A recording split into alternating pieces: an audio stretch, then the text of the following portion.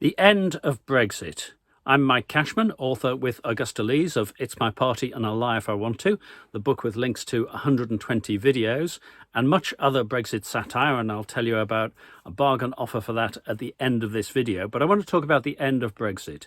Now, the Daily Telegraph has said Brexit has effectively died and all that is left is to dispose of the body. I wouldn't go as far as that, but we have gone some way. We have made some significant progress, and that Daily Telegraph article is an indication of that. So we're in the position now in which Brexit is going through a further phase. There have been a series of phases and none of them lasts, but we've known the sunlit uplands, the Get Brexit Done as if it was an unpleasant operation, the Don't Talk About Brexit, and then there was talk of Brexit benefits. I'll return to that in a moment. Brexit opportunities. None of these phases last. They have to be replaced because they're not sustainable. I predicted that we would reach a stage of recovering Brexit, and with the Ditchley Park summit last week, that's clearly where we're at now, as predicted. But how long will Brexit last? When will the end of Brexit be? And I am picking up some themes from my Glasgow Loves EU live stream yesterday, so you'll see some repetition if you watch that as well. But I thought I'd try and put it into a coherent whole. The point is that support for Brexit can't grow, or it's unlikely to grow. There's now a significant majority that view Brexit as a mistake, including 629 of the 632 constituencies in Great Britain, according to unheardbritain.com. And I was pictured with a placard about that outside Big Ben. That picture featured in the Irish Times. The thing is that this is an initiative without any tricks up its sleeve. So a while ago, the UK government produced a report called The Benefits of Brexit. I do have some insight into this. I have read the whole document. Now, the thing about something like this is that if you're going to talk about how we're achieving the benefits of some planned initiative, then somewhere in that document, probably near the beginning, there ought to be a bit which says, so here are the benefits that we expected to achieve, here's how we're doing on those, and yeah, by all means, here are some other benefits as well. Now, that bit about the expected benefits just isn't in there. You can't magic it in. There's nothing substantial coming in terms of Brexit benefits. The Brexit opportunities are just a further, or the talk of Brexit opportunities is a further way to kick the accountability for achieving anything from Brexit off into the long grass, off beyond the next election. So we have something where it is not going to last. Is not going to last forever. But how long will it last? Now, I've made statements such as, well, I certainly can't see how it can last a human generation of 30 years. Now, I've got to be careful there, because if I say the life of Brexit is less than 30 years, some people imagine that I'm saying, so what, is it going to last 29 years? No, I'm not saying that. I am a mathematician. If I say the lifespan of Brexit is less than 30 years, I just mean it's less than 30. Now, we can bring that down significantly because certainly I haven't seen any credible argument that says that in 30 years' time, the UK would reject the path to growth that having frictionless trading with one's nearest neighbours would provide. But it probably doesn't need a human generation. Let's talk about a political generation. Over the course of 10 to 15 years, you have a pretty well complete change around in the makeup of the front benches. Who do we have now who was around on the front bench 10 or 15 years ago? Jeremy Hunt, Grant Shapps. These are both people who will blow with the wind. So within a political generation, you reach the point where there's nobody around who is embarrassed by the stance that they initially took on Brexit. But does it take 15 years? Does it take 10 years? Not necessarily. If you look at the poll tax, for example, which was front and centre of the Tories' 1987 election manifesto, it was only 3 years later that the failure of that policy had seen the end of one significant prime ministership, Margaret Thatcher, and all the candidates for the Tory leadership were there on a platform of replacing the poll tax. So it can happen sooner than you think.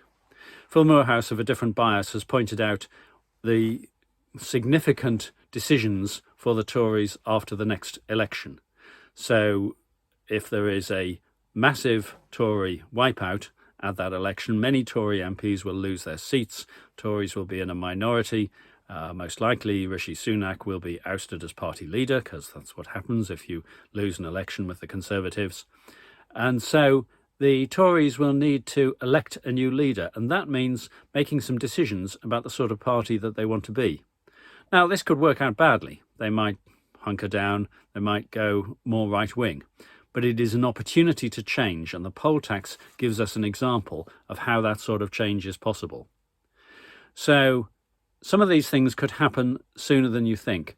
As I've said, I am not somebody who thinks that returning to the EU is going to be achieved with a 52-48 majority in a referendum and one party overcoming another.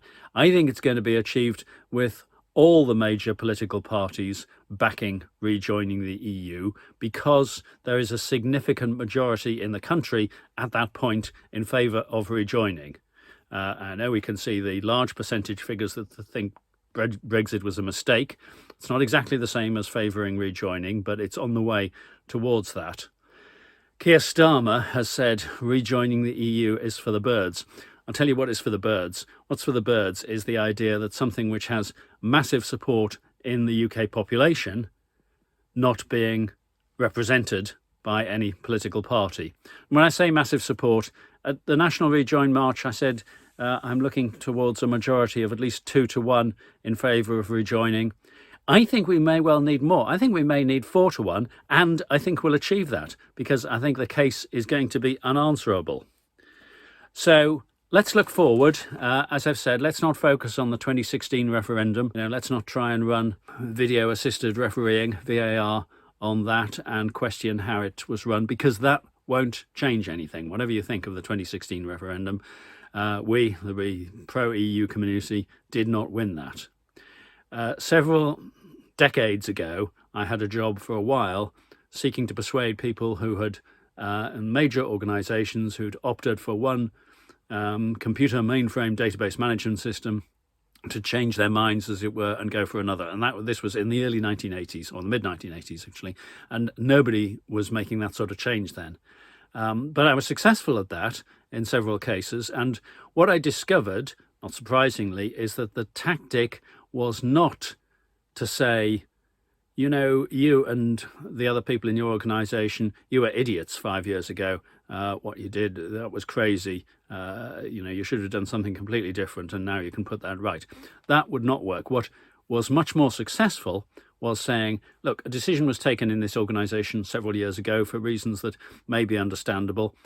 Let's look at the situation now and see what would be best for your organisation now. So freeing ourselves from being stuck in the past. People know how they voted in 2016, and we don't want to redraw those battle lines. We want to look at what can be done in the future. Brendan Donnelly of Rejoin the EU likens the situation now to a chess game in the mid-game where some pieces have been lost, and it may look like there's plenty of pieces on the table, on the board, but those who know the game can look at it and say there is now no way that black can win or white can win, whatever. The outcome is determined. And what I would say, looking at the Brexit situation, is there is now no way that Brexit can win. But the question that I've been asking in this is, how long will it be until the complete end of Brexit?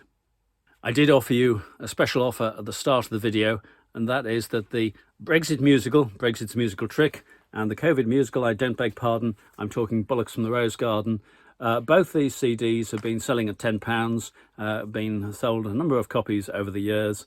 I'm not going to reprint any more. So for February, I'm making them available at £5 each, with an additional promise that if you spend £5 on one of these CDs, 25 tracks within each CD, you spend £5 on the CD, then Viewdelta, we make a contribution to the Disasters Emergency Committee anyway, but for your £5, we will donate £10 to the Disasters Emergency Committee for the Turkey-Syria earthquake appeal. So your money will go twice as far and you'll get some good music, because I want to clear the remaining stocks out and focus on new projects. Thank you for watching, if you have been, and by all means let me know in the comments how long you think Brexit will last, how long it will be until the end of Brexit. Thank you.